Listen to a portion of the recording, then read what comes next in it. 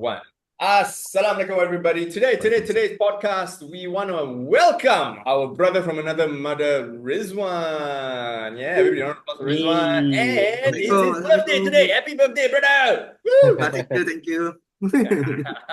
Came on board today as a guest because today's topic is very interesting. Today's topic, we're going to be talking about platform workers, or people call them gig workers. You may have seen, the people who deliver food on bikes, on bicycles, motorbikes, people who drive ride hailing. I believe these are all considered platform workers. There may be more that I'm not sure of. And so our two other brothers, Asri and Zul, have recently attended a training, conducted by CPF board and MOM, talk about upcoming changes that will affect our brothers and sisters who are working as platform workers. So first off, I want to ask, what exactly is a platform worker? Zul? Okay, basically platform workers are self-employed people who works through through applications like Grab, Foodpanda, Lalamu. Basically, you are depending on the application for your work. So it can be the one that delivers your food, or even the one the carrying passengers like your Grab. It varies. No, you mentioned it. Those people who deliver food, then if you say Lala Move, they deliver things. And then the ride hailers deliver people. Yes. Right? But these are the common platform workers that we see. Are there any other kind of platform workers that they highlighted? I mean, the common ones that will come to your mind is usually Grab for most of us. But we also have to think that some of them are hybrid in a sense that they co-depend. They don't truly depend on platforms, but they can also, for example, your ComfortDelGro, your taxi drivers. Some of them you can flag off from the ground. But at the same time, if they don't have passengers, they can, based on their apps, whether anyone book them or hire them. Yeah. Oh, yeah. Yeah, that makes sense. And I mean, how many of you have seen multiple mobile phones in a Grab driver's car? And then it's all, this one is the Tada. For Pokemon. Pokemon. I've actually had a Grab driver play Pokemon when I was in the Grab, by the way. Yeah, it's not my Pokemon game. It's not my Pokemon game. This one is the one for Grab. Then this one is Tada or something. Right, he uses multiple phones. But let's go into this, because when I was looking into platform workers, I know there are those part-time workers as well, where they list their services, for example, as cleaners. I don't know about babysitters. I think not in Asia, but I saw in in the US they have babysitters. I also saw if I'm not mistaken, Indonesia or Philippines, the platform you could book for home services. Like they come to your house, to do manicure, pedicure. They do massages. They do even hairstylists, this kind of thing. So all these are technically platform workers, yes? Yes. And so for any of our Singaporean audience right now, if you're a platform worker, this absolutely impacts you, because there's some upcoming changes. Remember, MOM, Ministry of Manpower, and CPF Board, Central Provident Fund, have come in for new regulations. Kecho. Afiq, can you tell us what are the new regulations? Well, the new regulation is that right now they're making it mandatory for certain age group to actually contribute to CPF, which basically for those born after 1995, it's going to be mandatory for the CPF contribution, whereas for those born before 1995, it's going to be optional. So they have to contribute to CPF. Short answer, yes. Technically, they are already contributing to CPF, but it's going to be only into their MediSave. I think most of us are actually contributing. Yeah, self-employed people we usually call. Yeah, but right now it's going to be a bit different because the rates are going to be a bit higher. It's not going to be as high as fully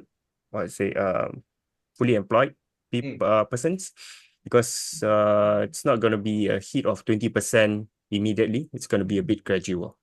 The good news is that with this, I think from a financial perspective, the platform operators will also be contributing their share for the CPF towards the platform workers.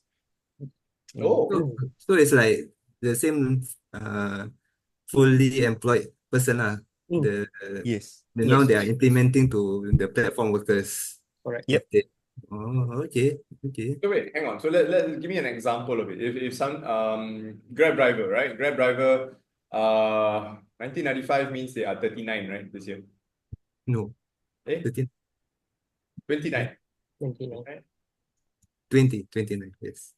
2020, 24, 29 lah. Betul lah. 29 lah. Okay, so for example, Grab driver, he's 30 years old, born after 1995, right? Right? Mhm. No. It's 25 if it's born uh, in 1999. Astaga. Math. Well, so for example, somebody who's 25 years old, okay, make it 25 years old, confirmed born after 1995, he's born in 1999, and he drives Grab. Mhm. Let's say, for example, he earns 3K a month, Mhm. right? Prior to this, he was contributing MediSave, Mhm. right? Whatever amount that he reports as taxes. Kita belum berbual pasal income tax lagi. So he reports 3K a month, that's 36,000 a year. Mhm. He contributes MediSave.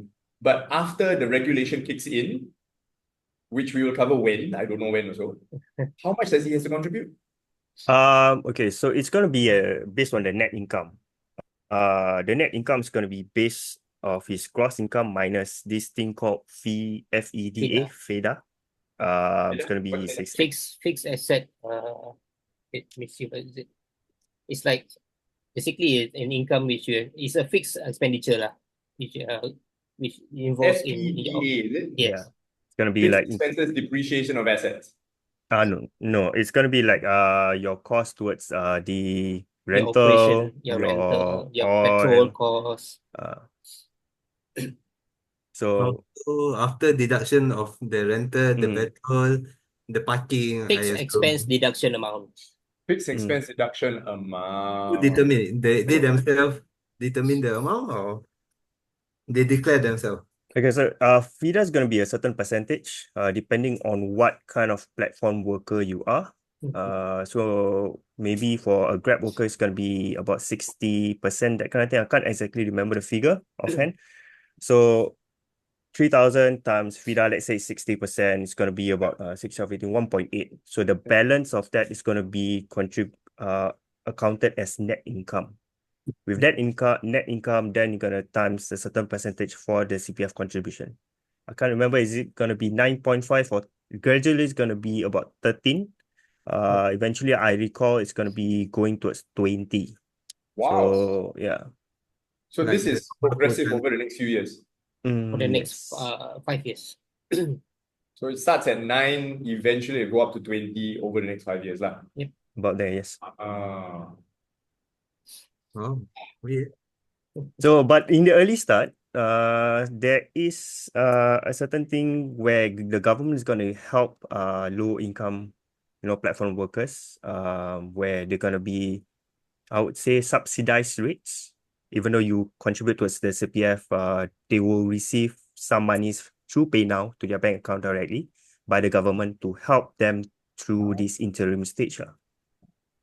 Interesting. So for a platform, we say, for example, going back to that example of that 25-year-old who's driving Grab, he's earning 3K a month. He would probably have to contribute, say, let's put a lump sum, 10% of $1,200, which is 40% of his income.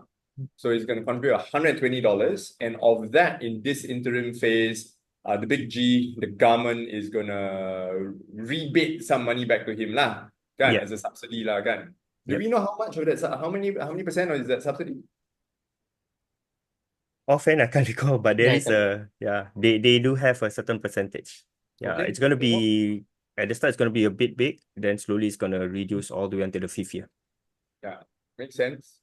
And you were saying that depending on the type of gig that they do lah. So I'm assuming, obviously, if you drive a car, your ride-hailing service, your fees will be expensive, especially if you're renting a car, your petrol costs insurance, Yep. Then, for example, motorbikes, bicycles are all slightly different lah kan? Oh, that's very interesting. Oh, okay. Did they But say why they start this? why did they start this? Oh, you're questioning the government, bro. I mean, I assume that the government statistic found out that the CPF is low for these platform workers, then they are forcing in the future for them. So, is it? What's the? At this point, I don't want to speculate whether I think because you are my questioning the big personal opinion, brother. let's look at the objective. Let's look at it objectively. Okay, say for example, this gentleman, again, 25 years old, earning 3K a month, he has to contribute to CPF, right? Mhm. In my personal opinion, I think that if he continues to do the gig working for the next 5-10 years, he's got some money in his CPF, and as a financial advisor myself, all of us are. We know that the money in his CPF will continue to grow. Right? So it's kind of like forcing him to put aside some money for later, for retirement or for whatever reason. So I see it as a good move for the long term. But we also know that, liquidity is going to be an issue lah. Right, I earn 3K a month, then I already pay my expenses. I got that little bit left, and then of course I need to take that money and pay. It's gonna impact their lifestyle a bit. Let's put it that way. Yeah, adding to that, I've heard of because previously I was working in delivery during the whole food delivery. And I've heard from some of my friends back then, they had some issues trying to, get a house because they don't have CPF contribution. So I think with this initiative by the government, it would actually may help them. But I do admit at the start it's going to be, they will face some resistance. But in the long run, it is for the better good for them in the future. I mean, if I remember correctly, from the training, yes, they're going to, especially for those earning low income, for through these platform workers, is that if they don't hit the minimum requirement accumulative, ultimately the following month they will refund back that amount with your CPF contribution because there's a minimum cap lah. They realize that some of them don't really earn that much through this platform. It's just enough to tide them. Yeah, that makes sense because I use 3K a month. I assume he earned 3K, but some months, especially those people who do part-time, right? Those who do part-time, I know of university students who, drive Grab or do this work part-time. I have friends who, drive Grab on weekends or just for a little bit extra money here and there. And so it depends on their overall contribution, I assume, and earnings. Interesting. Okay. That's very interesting, everyone. Yeah. Platform, the platform workers and not you guys yet. I suspect that's where you go lah. Let's put it there. I mean, they're like testing the water on the platform worker first, then maybe eventually to those don't give ideas. employed. Don't open that can of worms, man.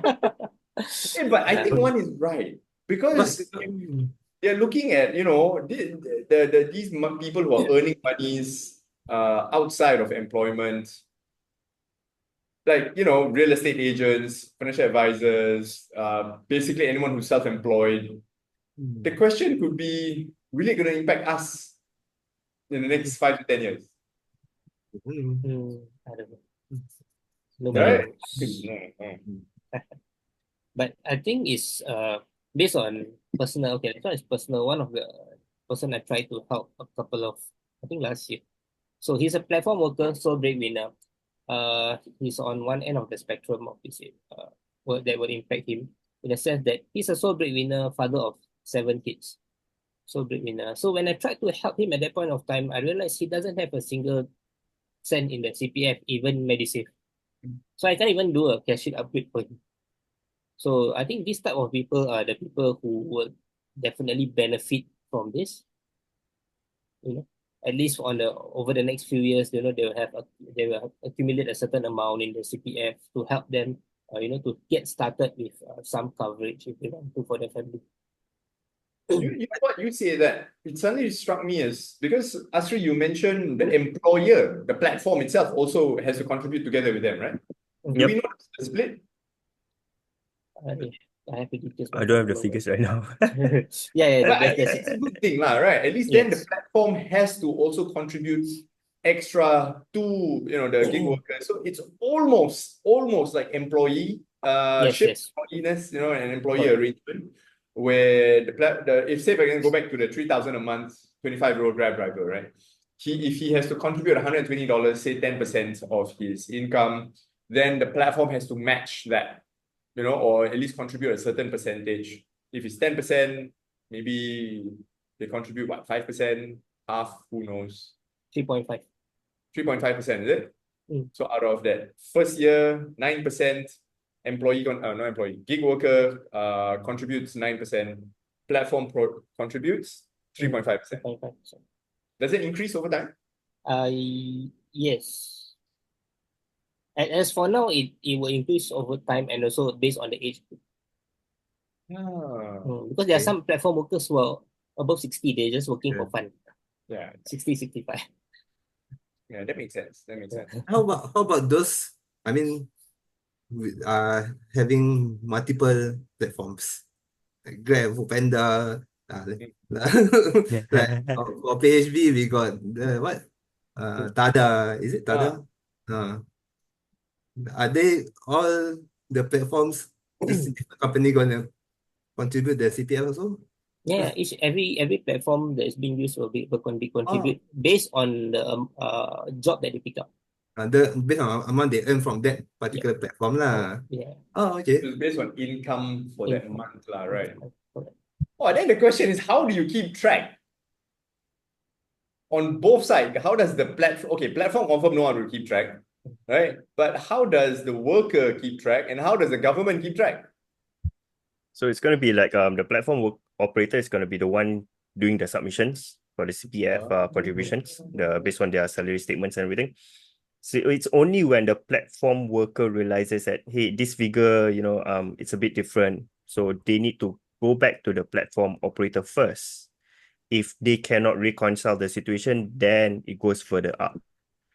It's only during that situation then he needs to send some proof like the salary statements every month by that platform worker that he's getting from. Then they'll do a whole maybe calculation, that kind of thing. Wow. When does this launch? Okay, the option to contribute starts in 1st November, but it will officially kick off in 2025 January to gradually for the next 5 years till 2029. And so for all our brothers and sisters who are, gig workers or the platform workers, you can start contributing optionally from the 1st of November 2024 onwards, but by January 2025, it's mandatory. Mandatory for those born after 1995. Born after 1995, it's mandatory, and they'll continue for the next 5 years. And for those who opt to contribute starting from 1st November onwards, right? When it kicks off in January, this is a one-way option. So once you opt to contribute, you can decide halfway, I don't want to contribute anymore. I have another question. What if they choose not to contribute? Then they're only gonna contribute to MediSave only. Like how self-employed person is doing every year. So wait, hang on. January onwards is an optional thing, is it, or is it mandatory? For those born before 1995, from now, after 1st November, it's optional for them to opt in. So older than 1990, born after 1995 is optional, but those 1995 onward is mandatory. So everybody out there, if you are turning 30 next year and you are a gig worker or platform worker, be prepared. Mandatory contributions to CPF, whether you like it or not, have to do it. All right, Zul, do you have the link where our listeners and viewers can get more information for this?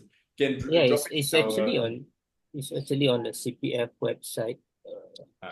Okay. You So know, thinking about this, all the more reason they have to the wealth that we learn when we conduct the lesson in income, because the segregation the what separation the percentage of our income, I think that's where is more important regardless of what we earn.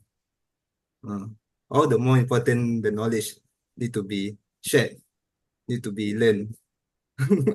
so one, Yeah. what is wealth?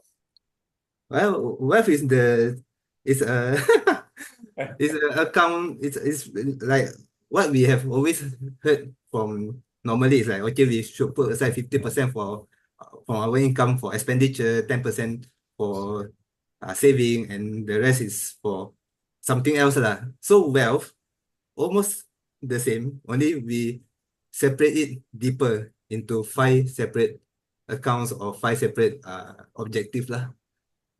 Is it wealth? WEALTH. Oh, six. Six. Yeah. So I sat for your course at that time. So I really learned a lot.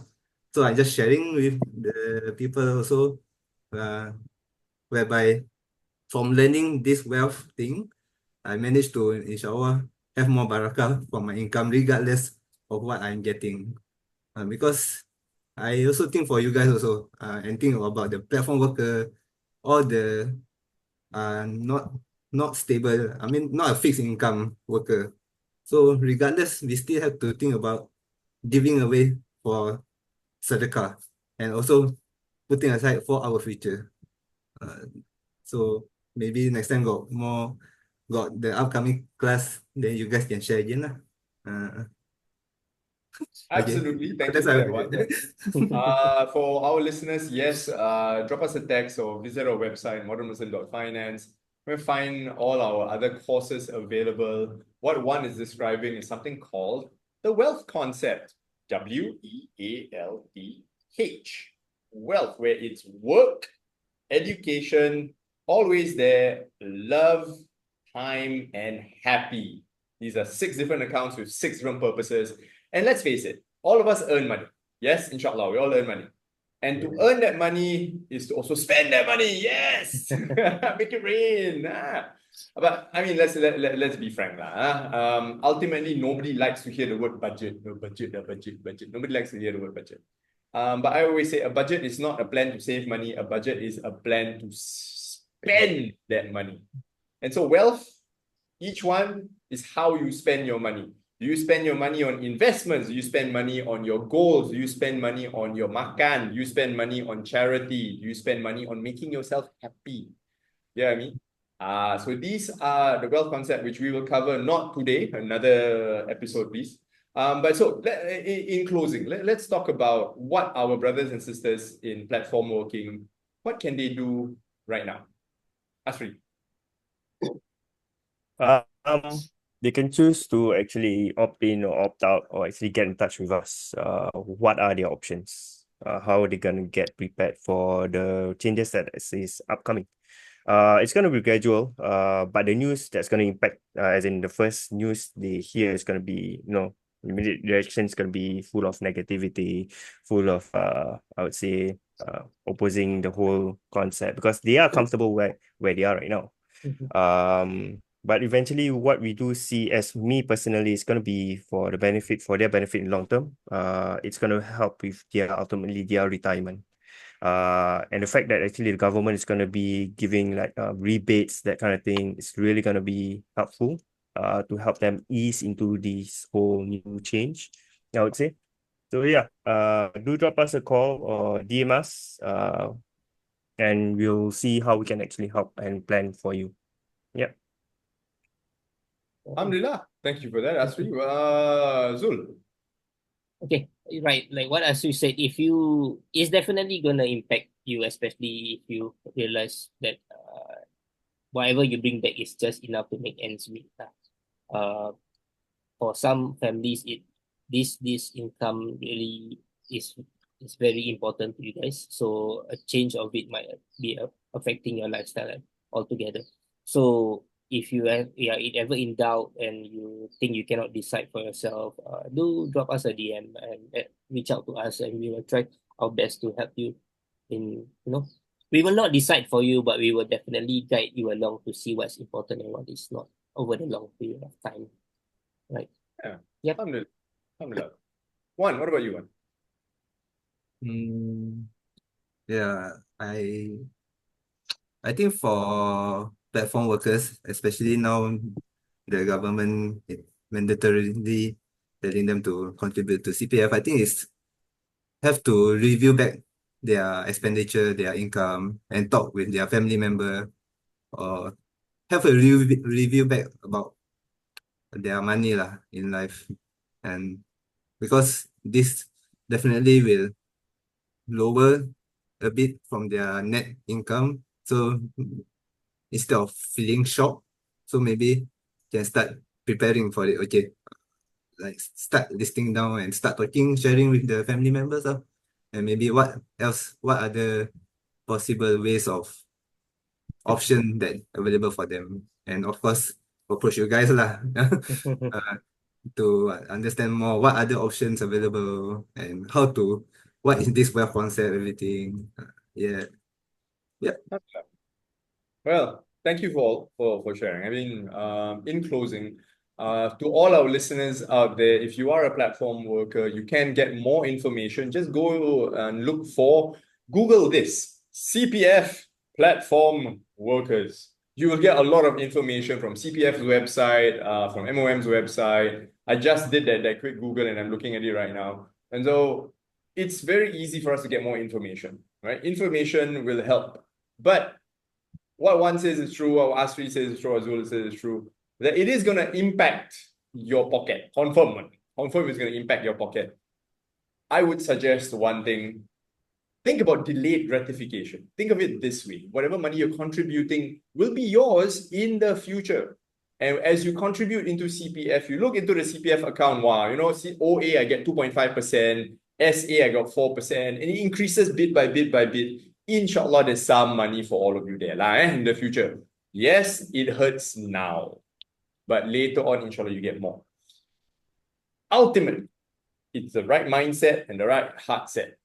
And you need the skill set to be able to manage that money. And that's where classes that are like our wealth concept comes in, where we teach you how to be able to manage your money. In fact, there was one class we did called Money and Marriage for Muslims, for people who just about to get married. Or in fact, somebody once said, kalau pengantin basi boleh join. Yes, they join and they learn how to manage your money as a couple, where we teach you how to identify your own money personality. We teach you how to identify your spouse's money personality, how both of you can start getting aligned and being able to move forward as a couple, financially speaking. So look out for that. Inshallah, we'll have another session coming up soon. Registration details are on our website. I want to thank all three of my lovely brothers from other mothers for today. Alhamdulillah, my name is Afiq from Modern Muslim Finance. You've been listening to the Modern Muslim Finance podcast. Gentlemen, say goodbye. Bye. Bye. Assalamualaikum. That's it. Bye. Assalamualaikum warahmatullahi wabarakatuh. See you all at the next episode. Thank you.